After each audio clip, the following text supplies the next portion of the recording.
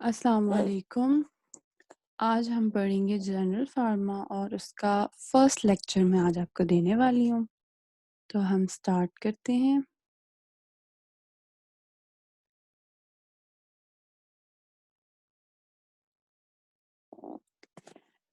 Intro to general pharma. सबसे पहले हम इसकी डेफिनेशन देखेंगे किसकी, फार्माकोलॉजी की, कि हमारे पास फार्माकोलॉजी है क्या।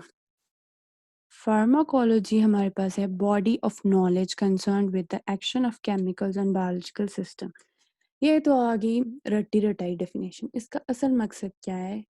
देखो, बायोलॉजिकल सिस्टम क्या है? ह्यूमन हो गए, हमारे अंदर जो एक सिस्टम है हमारा, उसको हम बायोलॉजिकल सिस्टम कहते हैं। ठीक है, हम कोई ड्रग, यहाँ पे केमिकल जो बात की गई है वो ड्रग की बात की गई है। कोई ड्रग हम हमारी बॉडी में जब एंटर होती है, तो एंटर होने के बाद जो हम उस पूरी ड्रग को स्टडी करते हैं, उसके इफेक्ट्स को, उसकी एक एक चीज़ को स्टडी करते हैं, उसको हम कहते हैं फार्माकोलॉजी। फिर मेडिकल फार्माकोलॉजी क्या है? मेडिकल फार्माकोलॉजी में हम देखेंगे कि हम जो ड्रग यूज़ कर रहे हैं, उसकी प्रिवेंशन, उसको हम किन डिजीज़ेज़ की प्रिवेंशन के लिए यूज़ कर सकते हैं, किन चीज़ों की डायग्नोसिस के लिए यूज़ कर सकते हैं और किन की ट्रीटमेंट के लिए हम इसको यूज़ कर सकते हैं। उसके बाद नेक्स्ट हमारे पास आ जाती है टॉक्सिकोलॉजी। टॉक्सिकोलॉजी जो है, इसमें हम वो देखते हैं, जब कोई भी हम ड्रग लेते हैं, हम ड्रग इसलिए लेते हैं, हमें किसी डिजीज़ को ट्रीट करना होता है, उसके लिए हमें एक स्पेशल इफ़ेक्ट चाहिए होता है। अगर उसके साथ कोई ऐसा इफ़ेक्ट जो हम नहीं चाहते, वो भी हो रहा है, उसको हम कहेंगे टॉक्सिसिटी और उसकी स्टडी को हम कहेंगे टॉक्सिकोलॉजी। ठीक है, ये अनडिज़ायरेबल इफ़ेक्ट्स होते हैं। नेक्स्ट हमारे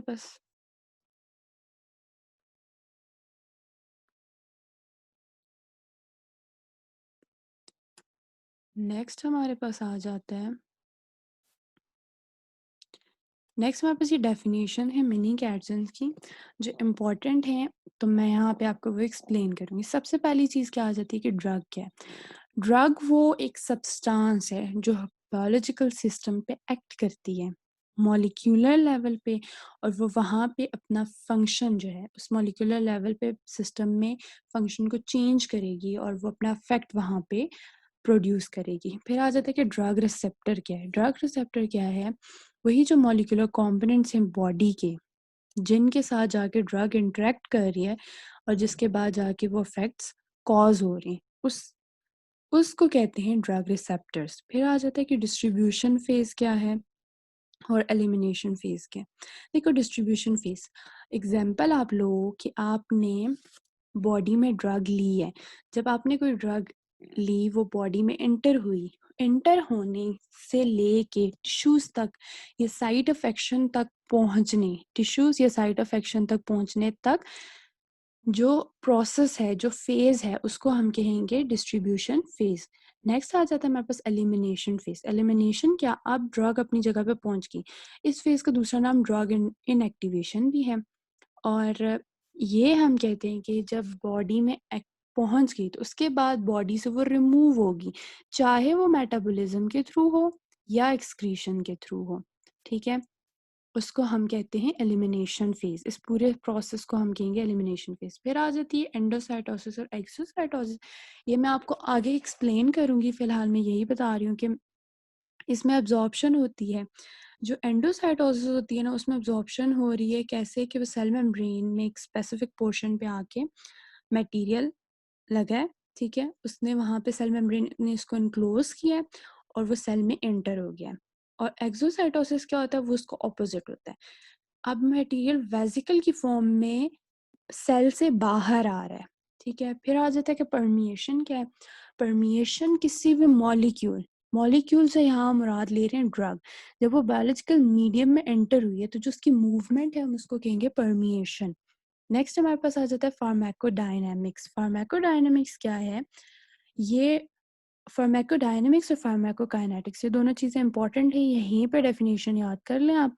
नेक्स्ट मैं आपको इसको एक्सप्लेन करूँगी। फार्माकोडायनेमिक्स क्या है? इसमें आपकी कौन कौन सी चीज़ इम्पॉर्टेंट है? वो है देखो पहले इसकी मैं आपको ऐसे ही बताती हूँ, फार्माकोकाइनेटिक्स और डायनामिक्स में फ़र्क क्या है। देखो जब आपकी बॉडी में वो गई, वो कैसे एब्ज़ॉर्ब हो रही है, कैसे डिस्ट्रीब्यूट हो रही है, कैसे मेटाबोलाइज़ हो रही है और कैसे एलिमिनेट हो रही है, ये सारी चीज़ें आपकी फार्माकोकाइनेटिक्स में आ जाती है। फार्माकोडायनामिक्स में क्या आती है, किस रिसेप्टर पे जाके इंटरेक्ट कर रही है, कैसे वो जाके वहाँ पे अपना एक्शन प्रोड्यूस कर रही है और थेरेप्यूटिक एक्शन क्या प्रोड्यूस कर रही है, टॉक्सिक एक्शन क्या प्रोड्यूस कर रही है, डोज रिस्पॉन्स फेनोमेना, ये सारी चीज़ें फार्माकोडायनामिक्स में आ जाती हैं। बाकी ये जो एग्जैक्ट डेफिनेशन है वो यहाँ से आप यूज़ कर सकते हो। उसके अलावा एक टर्म यहाँ पे बताई हुई है बायोडिस्पोजिशन। ये टर्म जो होती है ये यूज़ की जाती है प्रोसेस ऑफ मेटाबॉलिज्म और एक्सक्रीशन, दोनों प्रोसेस को इकट्ठे डिस्क्राइब करने के लिए। फिर आ जाता है ट्रांसपोर्टर। ट्रांसपोर्टर क्या है? ये स्पेशलाइज्ड मॉलिक्यूल है, यूजुअली ये प्रोटीन होता है जो कैरी करता है ड्रग को या ट्रांसमीटर या किसी भी मॉलिक्यूल को मेम्ब्रेन के अक्रॉस, जो कि परमिएबल नहीं होती। इसकी एग्जांपल देखो, sodium potassium ATPase, serotonin reuptake transporter. ये ट्रांसपोर्टर वाली बात तो आपने फिजियो में भी पढ़ी हुई होगी, आपको वहां से भी आती होगी। नेक्स्ट हम चलते हैं नेचर ऑफ ड्रग पे। देखो नेचर ऑफ ड्रग की बात करो तो ड्रग जो है वो कॉमन, आप उसकी देखो तो उसका आप नेचर मिलेगी, इनऑर्गेनिक हो सकती है, ऑर्गेनिक हो सकती है, ठीक है। इसके अलावा आपको वो non peptide small peptide form में मिल सकती है, प्रोटीन्स की फॉर्म में मिल सकती है, न्यूक्लिक एसिड, लिपिड्स, कार्बोहाइड्रेट्स, इन फॉर्म्स में भी मिलेगी। फिर आपके पास आ जाता है source of drug. Source of drug की बात करो तो आपको प्लांट, एनिमल, सिंथेटिक, ठीक है। प्लांट ओरिजिन से आप ड्रग ले सकते हो, एनिमल ओरिजिन से आप ड्रग ले सकते हो। सिंथेटिक, सिंथेटिक में आपके पास दो टाइप्स आ जाएंगी, एक पार्शियल और कंप्लीट सिंथेटिक, जो आप खुद बना रहे हो, खुद बना रहे हो उसको आप सिंथेटिक कहोगे, ठीक है। फिर आ जाता है कि इसके साइज और मॉलिक्यूलर वेट की बात करें तो जो इसका साइज और मॉलिक्यूलर वेट है ये वेरी करती है, ठीक है।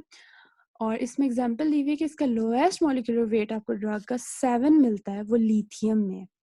और मॉलिक्यूलर वेट हाईएस्ट जो आपको मिलेगा वो 50,000 मिलेगा, ठीक है। और जो इसमें एक चीज़ और है कि मोस्टली जो आपको ड्रग्स मिलती हैं वो 100 और 1000 के दरमियान मिलती हैं।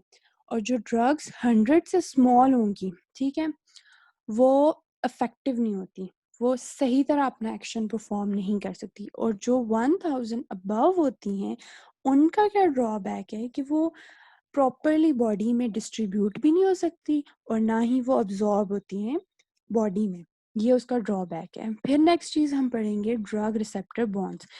अब जब ड्रग एंटर हुई वो जाके रिसेप्टर पे बाइंड करती है तो वो 3 तरह के बॉन्ड्स बनाएगी। नंबर 1 क्या, स्ट्रॉन्ग स्ट्रॉन्ग कोवेलेंट बॉन्ड बनाएगी। मैं यहाँ हाईलाइट भी कर देती हूँ। पहला आ गया कि स्ट्रॉन्ग कोवेलेंट बॉन्ड बना रही है, ठीक है। जब वो कोवेलेंट बॉन्ड बनाएगी तो वो इरिवर्सिबल एक्शन होगा। जब ड्रग ने जाके स्ट्रॉन्गली बॉन्ड बना लिया तो उसका जो एक्शन होता है वो रिवर्सिबल नहीं होगा। फिर आ जाता है समवॉट वीकर इलेक्ट्रोस्टैटिक बॉन्ड, ठीक है। इस ये कैटायन और एनायन के दरमियान मिलता है, इसकी एग्जांपल। फिर आ जाता है जो मच वीकर इंट्रैक्शन में आपको हाइड्रोजन, वैंडरवाल्स और हाइड्रोफोबिक बॉन्ड्स, ये एग्जांपल है आपके पास, ये आपको मिलेंगी। नेक्स्ट हमारे पास आ जाता है फार्माकोडायनेमिक्स। इसकी डेफिनेशन मैं आपको पहले बता चुकी हूँ, अब इसके अंदर कुछ पॉइंट्स हैं वो मैं आपको एक्सप्लेन करूँगी। सबसे पहले आ जाती है रिसेप्टर।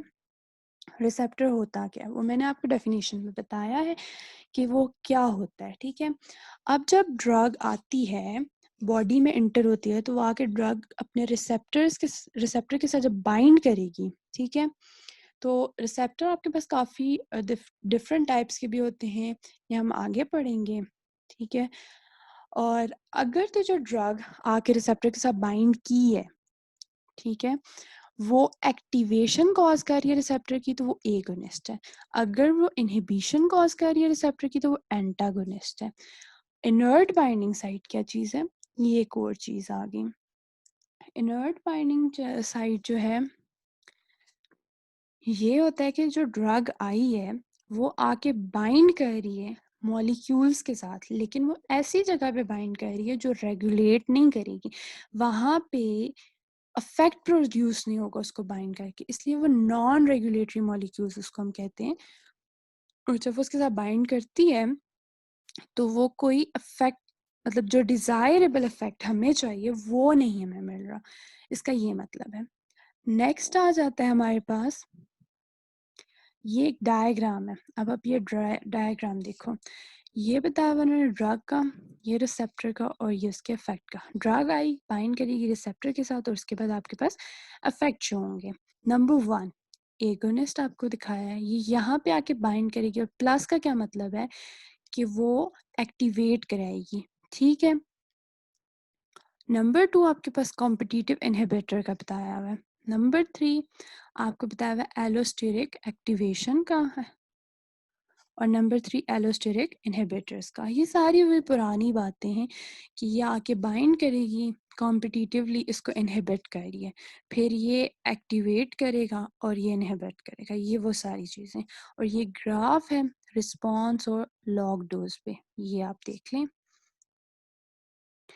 फिर हम बात करते हैं फार्माकोकाइनेटिक्स की। फार्माकोकाइनेटिक्स में सबसे पहली चीज़ आ जाती है परमिएशन, ठीक है। परमिएशन क्या है? मूवमेंट, जिसकी जो मैं आपको डेफिनेशन में बता चुकी हूँ।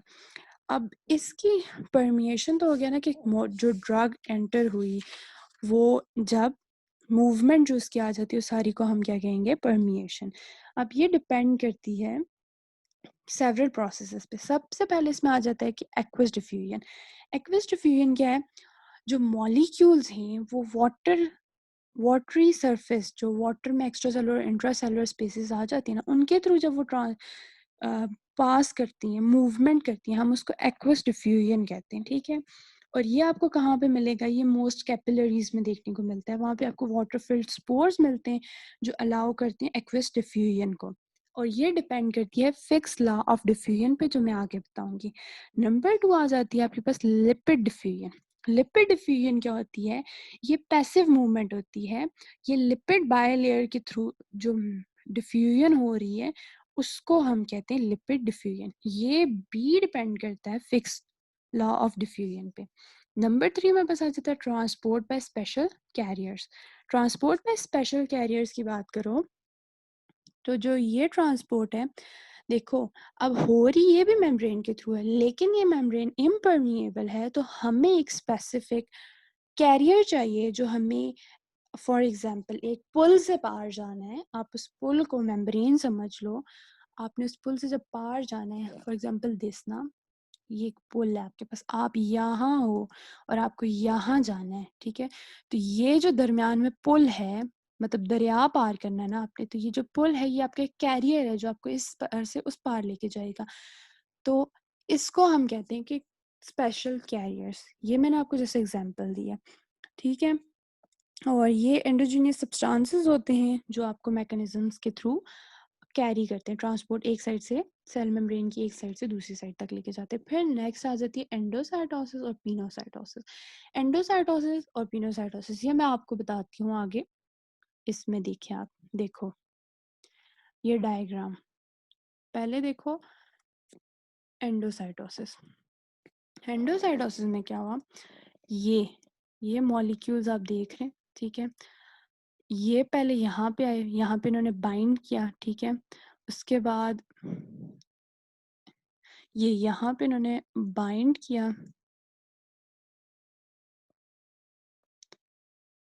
एक सेकेंड, हाँ जी ये आ गया।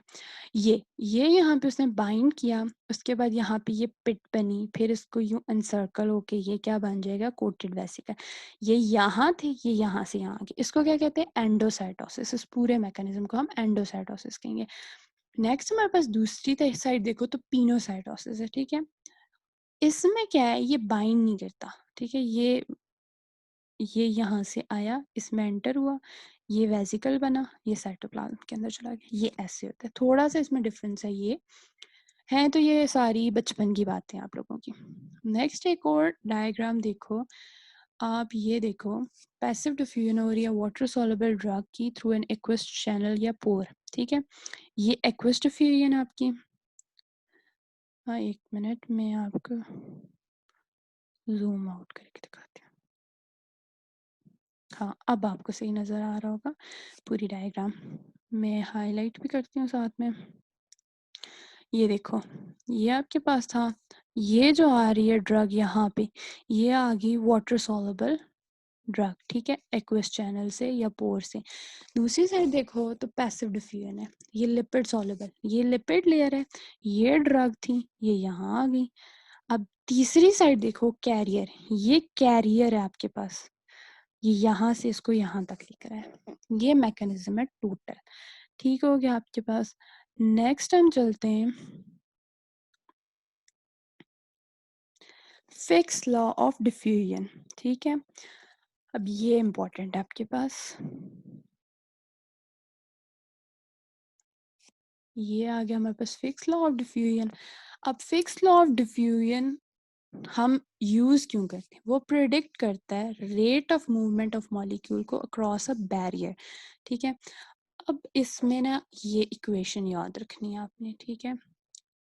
Rate is equal to C1 - C2। इसमें C1 - C2 क्या है, इसमें C1 - C2 है concentration gradient multiply by permeability coefficient divided by thickness multiply by area. अब इसको थोड़ा सा एक्सप्लेन करने की बात समझो। देखो यहाँ पे जब आपने इक्वेशन देखी थी उसके बाद अब ये देखो, जिन लोगों की, जिन ऑर्गन्स का जो सरफेस एरिया है वो लार्ज होगा, वहाँ पे जो एब्जॉर्प्शन है ड्रग की वो फास्ट होगी, जैसे कि स्मॉल इंटेस्टाइन होगी। और जिनका एरिया जो होगा वो स्मॉल होगा, वहाँ पे एब्जॉर्प्शन जो है वो भी कम होगी, लाइक स्टमक, ठीक है। और यही बात आप अगर आप थिकनेस की करो तो थिकनेस की बात आप ऐसे भी कर सकते हो कि जो ड्रग एब्जॉर्प्शन है वो उन ऑर्गन्स में फास्ट होगी जहाँ पे मेम्ब्रेन बैरियर्स थिन होंगे, ठीक है, मेम्ब्रेन की थिकनेस जो है वो कम होगी, जैसे कि लंग्स हो गए। और जहाँ पे आपके पास मेम्ब्रेन बैरियर ज़्यादा हैं, बैरियर्स थिक हैं, वहाँ पे आपको अब्जॉर्प्शन जो होगी वो कम मिलेगी। ये बात आ गई। फिर नेक्स्ट हम देखते हैं water इनसॉल्युबिलिटी, water इनसॉल्युबिलिटी, lipid solubility of drug. इसमें हम सबसे पहले देखेंगे सॉल्युबिलिटी, ठीक है। सॉल्युबिलिटी की बात करो तो सॉल्युबिलिटी जो है एक्वस सॉल्युबिलिटी वो किस पे डिपेंड करती है, वो डिपेंड करती है चार्ज पे, ठीक है। ये जो इसके ऊपर चार्ज आपको मिल रहा है ये इस चार्ज पे डिपेंड करेगी। और क्योंकि जो वाटर मॉलिक्यूल है ना वो इसकी तरफ अट्रैक्ट होता है, वो अपने गिर्द जो है ऐसे एक जो है वो बना लेगा, उसको क्या नाम नहीं आ रहा मेरे जहन में, उसको क्या कहेंगे, हाँ एक्वस शेल बना देगा, ठीक है, एक्वस शेल बना देगा, यूं प्लस प्लस उसके इस तरह बन जाएगा। और जो लिपिड सोलिबिलिटी है वो चार्ज के इन्वर्सली प्रोपोर्शनल होती है। अब जो ड्रग्स होती हैं वो आपको वीक बेसिस और वीक एसिड्स की फॉर्म में मिलेंगी। ओके, पहले मैं आपको ना हेंडरसन हेज़लबेच इक्वेशन बताती हूँ। अब आप देखो हेंडरसन हेज़लबेच इक्वेशन को, इस इक्वेशन को देखो तो प्रोटोनेटेड फॉर्म, अनप्रोटोनेटेड फॉर्म, पीके माइनस पीएच, ठीक है। पीके क्या है, कोफिशिएंट है, पीएच आपको पता है। अनप्रोटोनेटेड और प्रोटोनेटेड फॉर्म के का क्या मतलब है, प्रोटोनेटेड हो गया जिसके ऊपर प्रोटॉन है, एक हाइड्रोजन आयन है, वो हो गया प्रोटोनेटेड। अनप्रोटोनेटेड जिसके ऊपर नहीं है। अब नेक्स्ट इसी से को मैं यहाँ पर डिस्कस करती हूँ आयोनाइजेशन में, ठीक है। आयोनाइजेशन जो है वीक एसिड्स की और वीक बेसिस की, ठीक है। जो वीक बेसिस हैं वो जो होती हैं वो आयोनाइज्ड होती हैं, और जो वीक एसिड्स होते हैं वो आयोनाइज नहीं होते। जो आयोनाइज्ड हैं वो मोर पोलर होंगे और वो मोर वाटर सॉल्युबल होंगे जब वो प्रोटोनेटेड होंगे। और जो वीक एसिड्स हैं जब उनको आप प्रोटोनेट करोगे तो वो लेस वाटर सॉल्युबल होंगे। अब इसकी इक्वेशन ये है, इसमें आप ये देखो, ये आपके पास RNH3 आ रहा है, ये ठीक है। जब इसको आप देखो तो ये प्रोटोनेटेड वीक बेस है, जब इसको चार्ज करते हो तो ये मोर वाटर सॉल्युबल होगा, ठीक है। अब इसमें ऐसे है, ठीक है। ये जब इसको आप कन्वर्ट, ये कन्वर्ट हुआ इसमें NH2 में प्लस हाइड प्रोटॉन, प्रोटॉन अलग हो गया, यहाँ पे आपको क्या मिल रहा है, अनप्रोटोनेटेड वीक बेस, ये अनचार्ज है और ये लिपिड सॉल्युबल ज़्यादा है। जब ये चार्ज है तो ये वाटर सॉल्युबल ज़्यादा है। दूसरी एग्जांपल उन्होंने यहाँ इसकी दी है, इसमें भी ऐसे ही आता है, ठीक है। जब प्रोटॉन अलग हुआ तो ये ऐसे हो जाएगा। और नेक्स्ट हमारे पास आ जाता है ये एक डायग्राम हमारे पास आ जाती है। इस डायग्राम को हम देखते हैं। इन्होंने एग्जांपल दी हुई है नेफ्रॉन की, ठीक है। नेफ्रॉन की इन्होंने एग्जांपल दी है, ये मेम्ब्रेन है नेफ्रॉन की और ये लिपिड डिफ्यूजन हो रही है। ये आपके पास ब्लड है और ये आपके पास यूरिन है, ठीक है। इसकी पीएच देख लो और इसकी पीएच देख लो। ये यहाँ पे आपके पास जो है ये देखो, ये आपके पास जो NH2 है इसके साथ प्रोटॉन नहीं है। जब इसके साथ आप प्रोटॉन मिलाते हो तो ये इससे लिपिड सॉल्युबल नहीं होगा, ये वहाँ से क्रॉस नहीं कर सकता। लेकिन जब आप इससे हाइड्रोजन को प्रोटॉन को हटा देते हो और तब ये लिपिड सॉल्युबल हो जाएगा और वो यहाँ पे चला जाएगा। ये सारा प्रोसीजर है जो डायग्राम में आपको एक्सप्लेन किया है। नेक्स्ट आपको बताया हुआ है एब्जॉर्प्शन ऑफ ड्रग्स का, कि एब्जॉर्प्शन कैसे होती है ड्रग्स की। तो रूट्स ऑफ एडमिनिस्ट्रेशन में क्या आ जाता है, ये आपके पास कॉमन रूट्स हैं, ठीक है। ड्रग एडमिनिस्ट्रेशन के सबसे पहले आ जाता है ओरल, जो आप स्वेलो करते हो।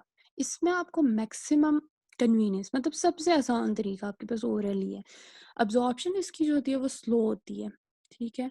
और इसमें ना इसको फर्स्ट पास इफेक्ट से गुजरना पड़ता है। फर्स्ट पास इफेक्ट क्या होता है? फर्स्ट पास इफेक्ट ये होता है कि जब कोई भी ड्रग ओरली आप लेते हो तो वो सबसे पहले कहाँ पे जाती है? सबसे पहले वो गट की वॉल में मेटाबोलाइज होती है, उसके बाद वो पोर्टल सर्कुलेशन से जाती है और फिर वो लिवर में चली जाती है। जब वो लिवर में पहुंचती है वो वहाँ पे ड्रग मेटाबोलाइज होती है, उसके बाद वो सिस्टेमिक सर्कुलेशन पे जाती है। इस प्रोसीजर को फर्स्ट पास इफेक्ट कहते हैं। फिर सेकंड आ जाता है आपके पास बक्कल या सबलिंगुअल, ठीक है। इसमें आप स्वेलो नहीं करते, आप इसको ना अपनी जुबान के नीचे जो नहीं आप लोगों ने अगर कभी किसी ने सुना हो कि जुबान के नीचे रखने वाली गोली, ये वो है, वो रूट आ जाता है, ठीक है। इसमें डायरेक्ट अब्जॉर्प्शन होती है सिस्टेमिक वीनस सर्कुलेशन में, ठीक है।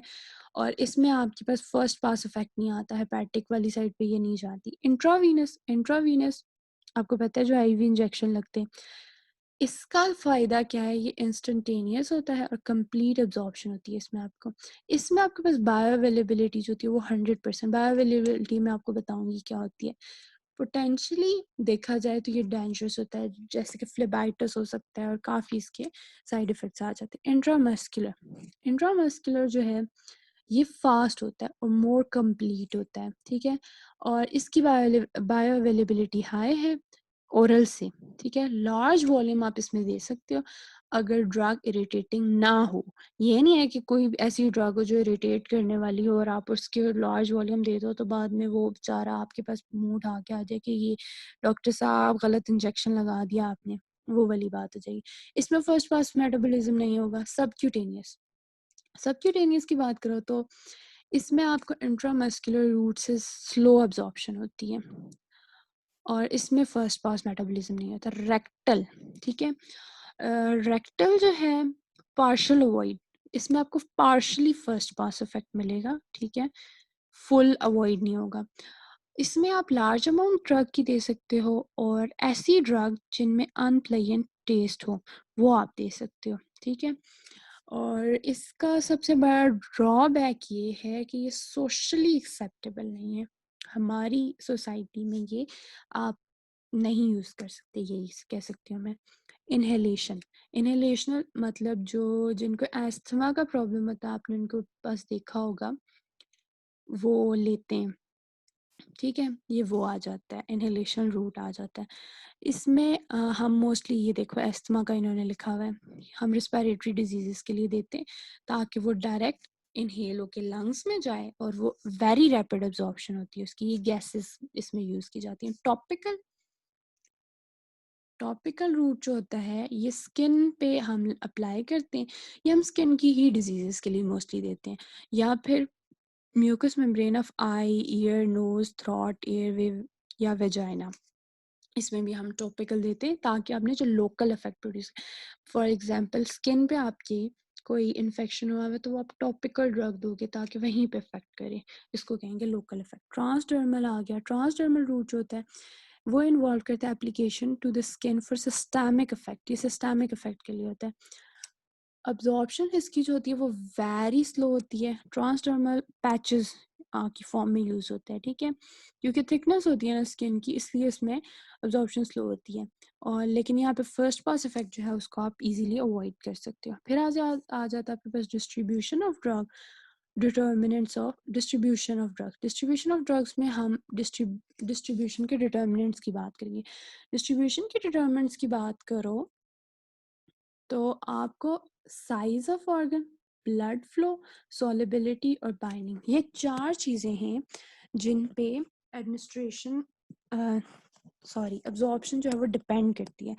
अब जो सबसे पहली चीज़ आ जाती है साइज ऑफ ऑर्गन, उस पर कैसे इफेक्ट करती है, वो जो साइज जो होता है ऑर्गन का वो उस पर डिपेंड करता है कंसंट्रेशन ग्रेडियंट ब्लड का ऑर्गन का। फॉर एग्जांपल अगर कोई स्केलेटल मसल है, वो लार्ज अमाउंट ऑफ ड्रग आप उसमें दे रहे हो तो बिल्कुल मैं आपको एग्जांपल बताती हूँ। जैसे कि ब्रेन है और दूसरी साइड आप ले लो स्केलेटल मसल, ठीक है। ब्रेन जो है उसका उसका साइज छोटा है और स्केलेटल मसल का साइज बड़ा है, तो यहाँ पे आपकी अब्जॉर्ब कंसंट्रेशन जो ग्रेडियंट है वो डिपेंड करेगा इस चीज़ पे, साइज ऑफ ऑर्गन पे। नेक्स्ट आपके पास आ जाता है ब्लड फ्लो। ब्लड फ्लो बहुत इंपॉर्टेंट है। अगर आपका ब्लड फ्लो नॉर्मल है या हाई है तो वो इजीली जो ड्रग है वो वहाँ तक पहुँच सकती है जहाँ पे उसको पहुँचना है, ठीक है। नंबर 3 आपके पास सॉल्युबिलिटी आ जाती है, वो वही वाली बातें आ जाती हैं जो मैंने ऊपर एक्सप्लेन की, वाटर सॉल्युबल और लिपिड सॉल्युबल वाली बातें, ठीक है। इसके बाद आ जाती है बाइंडिंग। बाइंडिंग जो होती है वो डिपेंड करती है, जैसे कि वारफेरिन है ना, वो प्लाज्मा एल्ब्यूमिन के साथ स्ट्रांगली बाइंड करती है, इस वजह से वारफेरिन की डिफ्यूजन होती है, वेस्कुलर कंपोनेंट से बाहर नहीं होती। फिर आ जाता है apparent volume of distribution and physical volume. ये आपके एक इम्पॉर्टेंट है वॉल्यूम ऑफ डिस्ट्रीब्यूशन, इसके आपको एक जो है वॉल्यूम ऑफ डिस्ट्रीब्यूशन ये आपको आना चाहिए। वॉल्यूम ऑफ डिस्ट्रीब्यूशन होता क्या है, अमाउंट ऑफ ड्रग बॉडी में divided by concentration in the plasma, ठीक है। ये मैं यहाँ लिख भी देती हूँ, यहाँ नहीं लिखा जाएगा मेरे से, ठीक है। ये यहाँ पे मतलब amount of drug divided by concentration the plasma, ये होता है। अब यहाँ पे देखो टोटल बॉडी वाटर में ये आ गया इंट्रासेलुलर वॉल्यूम, ये आ गया इंटरस्टिशियल वॉल्यूम, ये प्लाज्मा। अब यहाँ पे हम टोटल बॉडी की जो ड्रग में जो हम टोटल बॉडी में जो ड्रग की अमाउंट है उसको हम देखेंगे सिर्फ इसमें प्लाज्मा वॉल्यूम में, बस इस चीज़ को हम देखेंगे। और मेटाबॉलिज्म ऑफ ड्रग्स में देखो तो ड्रग की मेटाबॉलिज्म जो है एज अ मैकेनिज्म ऑफ 3 तरह से होती है। ड्रग मेटाबॉलिज्म जो है, एक हो गया mechanism of termination of drug action, ठीक है। जो ये होता है, इसमें ये होता है कि जब वो एक्सक्रीट होने से पहले ड्रग का जो एक्शन है उसको आप एंड कर देते हो, टर्मिनेट कर देते हो, उसके बाद आप उनको एक्सक्रीट करते हो, ठीक है। इसमें ये होता है कि ये मेटाबोलाइज होके इनएक्टिव फॉर्म में या इनएक्टिव डेरिवेटिव्स में कन्वर्ट हो जाएंगी। इसकी एग्जांपल सिंपैथोमिमेटिक्स और फिनोथायाजीन। नंबर 2 आपके पास आ जाता है drug metabolism as a mechanism of drug activation.